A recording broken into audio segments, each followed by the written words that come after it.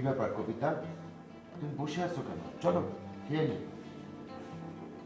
খাই, তোরও আসুক তারপর একসাথে খাবো না। আহা, তোমার ভাইয়ের কোনো স্টেশন আছে না?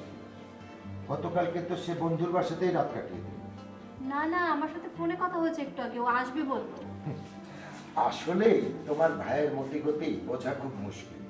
তবে তোমার ভাইয়ের মতিগতি কি? চাকরি দিলে করবে? তুমিও তো ওর সাথে কথা বলে নিলে পারো। তা তো পারি, কিন্তু তোমার ভাইয়ের তো শিডিউলই মিলে না আমার সাথে। আচ্ছা যাই হোক, শোনো, আমার এক বন্ধুর বাইং এজেন্সি আছে উত্তরাতে। কাগজপত্রগুলো আমার কাছে জমা দিতে বলো, আমি চেষ্টা করে দেখতে পারি। এতদিন পরে মনে হলো যে হ্যাঁ, তুমি একজন দুলাভাইয়ের মতো কথা বলছো। আমি কিন্তু সব সময়ই বলি, তবে তুমি আর তোমার ভাই কিন্তু বুঝতে পারো না। ও, ভালো কথা। মায়া ভাবি আছেন না, উনি ভাড়ার টাকা আমাকে দিয়ে দিয়েছেন, আমার কাছেই আছে। ঠিক আছে, রেখে দাও, প্রয়োজন হলে চেয়ে নিব।